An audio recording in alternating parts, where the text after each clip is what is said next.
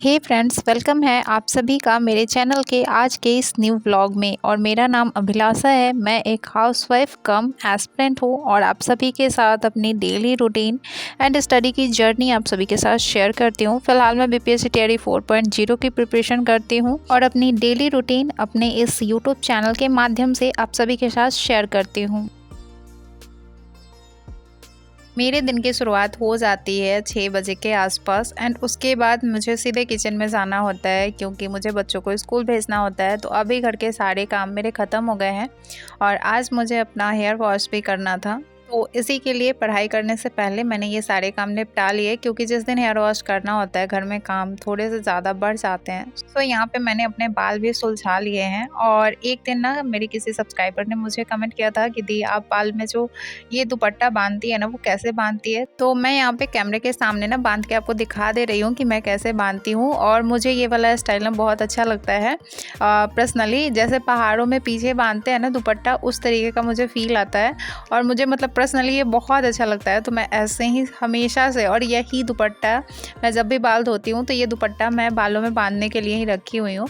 तो जब भी मैं बाल धोती हूँ तो ये वाला दुपट्टा ऐसे पीछे तब तक बांध लेती हूँ जब तक बाल के सारे पानी ये दुपट्टा सोख नहीं लेता है। ऐसे क्या होता है, जब दुपट्टा जब नहीं बांधो बाल में तो सारे आपके कपड़े ना भीग जाते हैं और फिर ठंड में बहुत ज़्यादा परेशानी होती है। अभी मैंने हेयर ड्रायर नहीं मेरे पास है ताकि मैं हेयर अपना ड्राई कर लूँ जल्दी से, तो बस ऐसे ही बाल सुखाने का काम होता है। और अब मेरा खाना पीना सब हो चुका है और नहाने के बाद धूप में बैठने का मज़ा ही अलग है। तो मैं यहीं पे धूप में बैठ गई हूँ और सबसे पहले मैथ्स का क्लास करूँगी। आप टाइम देख सकते हैं 10:30 बज रहे हैं और अब मैं यहाँ पे अपने टाइमर को रीसेट कर ले रही हूँ और एंड सबसे पहले मैथ्स का क्लास करूँगी। आप में से हमेशा लोग पूछते रहते हैं मैथ्स कहाँ से करती हैं, कहाँ से करती हैं। तो यूट्यूब पे प्लेटफॉर्म का चैनल है, वहाँ पे मैथ सॉल्व कराते हैं। सर का नाम अमरजीत सर है, बहुत अच्छा मैथ सॉल्व कराते हैं। तो डेली ही उनका एक सेट आता है 40 क्वेश्चन का यूट्यूब पे, वो सॉल्व कराते हैं, उसी से मैं मैथ सॉल्व करती हूँ। तो मेरा सॉल्व करने का तरीका ये होता है कि जो भी क्वेश्चन आता है तो मैं पहले वीडियो को पॉज कर देती हूँ, खुद से बनाती हूँ, बन जाता है तो ठीक है और जब नहीं बनता है तब मैं उसका सॉल्यूशन देखती हूँ और अगर वो क्वेश्चन मेरे से बन जाता है तो फिर मैं उसको आगे बढ़ा देती हूँ। तो यूट्यूब से मेरा मैथ सॉल्व करने का यही तरीका होता है और इसीलिए थोड़ा सा टाइम ज़्यादा लग जाता है। हालांकि बहुत रफ सॉल्व करती हूँ, ऐसा नहीं है कि पूरे प्रोसेस के साथ सॉल्व करती हूँ क्योंकि एग्ज़ाम में ऑब्जेक्टिव टाइप ही क्वेश्चन रहेंगे तो इसलिए बहुत रफली सॉल्व करती हूँ। ये नहीं कि पूरा प्रोसेस के साथ, लेकिन फिर भी थोड़ा सा टाइम लग जाता है क्योंकि वैसे दिमाग ना काम नहीं करता है कि जैसे क्वेश्चन आया और फटाक से सॉल्व कर दिए। थोड़ा सा सोचने में टाइम लग जाता है कि हाँ ये क्वेश्चन कैसे सॉल्व होगा। लेकिन जैसे जैसे आप डेली अगर प्रैक्टिस में रहते हैं तो फिर आपको धीरे धीरे बहुत सारे क्वेश्चन का इतना अभ्यास हो जाता है कि टाइमिंग धीरे धीरे कम होने लगता है। पहले बहुत ज़्यादा टाइम लगता था, अब थोड़ा सा टाइमिंग धीरे धीरे कम हो रहा है जब आप डेली प्रैक्टिस करते हैं। तो यहाँ पे जब मैथ्स का क्लास ख़त्म हो गया तब आज मैं अभी करंट अफेयर्स का क्लास कर रही हूँ क्योंकि मॉर्निंग में नहीं किया था और आज जो करंट अफेयर्स का क्लास था ना वो 1.25 घंटा का था। और मुझे ना जब जैसे क्लास अगर 1 घंटे से ज़्यादा का रहता है ना तो मतलब करंट अफेयर्स का क्लास ना 1 घंटे से ज़्यादा का करने का मन नहीं करता है। आप लोग बताइएगा कि आप लोग का करता है कि नहीं करता है। ऐसा लगता है ना कि करंट अफेयर्स का क्लास 1 घंटे से ज़्यादा का नहीं होना चाहिए। लेकिन वैसे आज रिवीजन क्लास था तो इसलिए ज़्यादा बोर नहीं फील हुआ।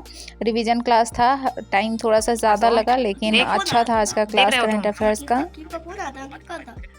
स्कैम स्कैम स्कैम वाला फोन करता है मम्मा को स्कैम करने के लिए। चलो कोई बात नहीं, हम लोग क्लास देखते हैं, ठीक है। अभी ये कौन सर है? हाँ? विवेक सर। ये कौन सर है? विवेक सर से तो मम्मा नहीं पढ़ती है। आपको तो नाम बताई थी ना ये सर का। ये तो शंकर सर हैं। और क्या पढ़ाते हैं शंकर सर? क्या पढ़ाते हैं बेटा?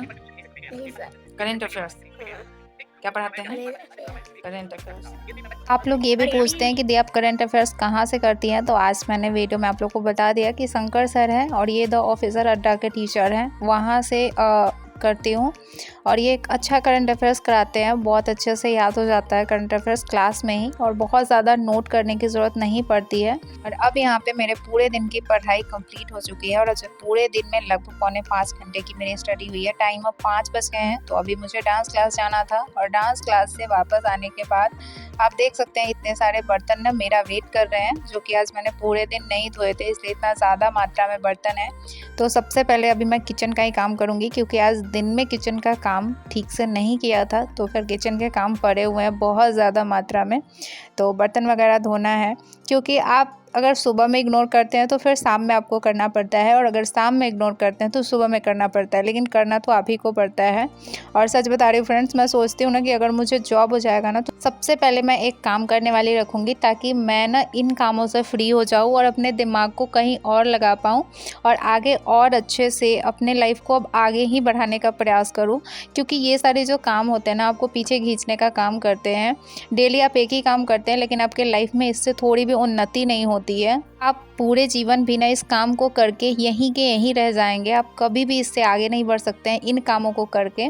तो इसको ध्यान में रखते हुए मुझे मन में फील होता है कि अगर मुझे जॉब हो जाता है ना, तो सबसे पहले काम करने वाली रखूँगी, ताकि कम से कम ये बर्तन धोना, कपड़े धोना, इन सारे चीज़ों से थोड़ा सा मुझे छुट्टी मिले और मेरे पास जितना दिमाग है मैं उसको कहीं और यूज़ कर पाऊँ। तो देखते हैं फ्रेंड्स आगे क्या होता है। वैसे भगवान जी से यही बोलती हूँ कि भगवान अब जीवन में थोड़ा सा सफल बना दे, क्योंकि अब सब्र नहीं होता है और लगता है कि नहीं, थोड़ा सा सफलता ज़रूरी है लाइफ में। तो देखते हैं क्या होता है आगे।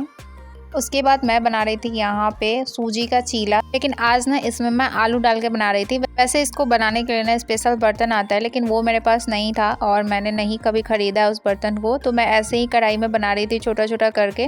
और ये बहुत टेस्टी लगा खाने में, सॉस के साथ, टोमेटो केचप के साथ ना ये आलू भरा हुआ चीला बहुत अच्छा लग रहा था। तो आज शाम के नाश्ते में मैंने यही बनाया था। एंड उसके बाद अभी आपको पता ही है कि बच्चों का एग्ज़ाम आने वाला है, तो यहाँ पे हम दोनों हस्बैंड वाइफ बैठ गए हैं बच्चों का रिवीजन कराने के लिए।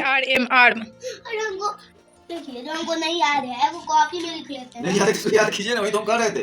हेड का बोलिए।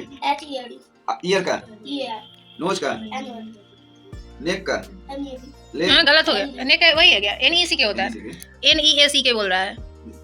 लेग, आई, ईयर और हेयर, हैंड, हेयर का बोलो फिर से, गलत बोल रहे हो।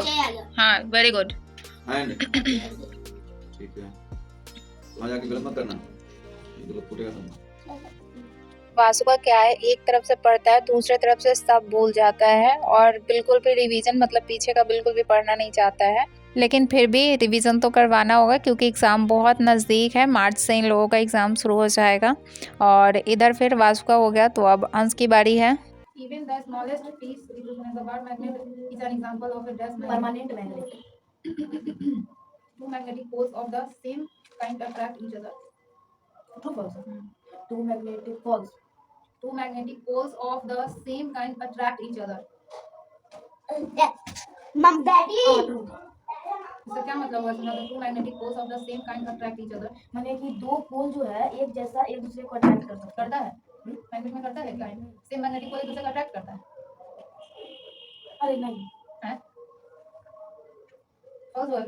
अभी मैं यहाँ पे आंसर क्वेश्चन आंसर सुन रही थी। तो टीचर्स क्या करते हैं, लॉन्ग टाइप क्वेश्चन को ना सीधे क्वेश्चन आंसर करा देते हैं, चैप्टर को अच्छे से समझाते नहीं हैं, और इसीलिए बच्चे का कॉन्सेप्ट जो है वो क्लियर नहीं होता है। तो वही यहाँ पे मैग्नेट का चैप्टर में आंसर सुन रही थी और उसको थोड़ी सी प्रॉब्लम हो रही थी, तो फिर मैंने उसको बताया। हालांकि मेरा हिंदी माध्यम रहा है हमेशा पढ़ाई में, तो मैं इंग्लिश समझ लेती हूँ लेकिन बोल नहीं पाती हूँ, ये प्रॉब्लम है। लेकिन फिर भी मैंने अपने स्तर से समझाने का प्रयास किया।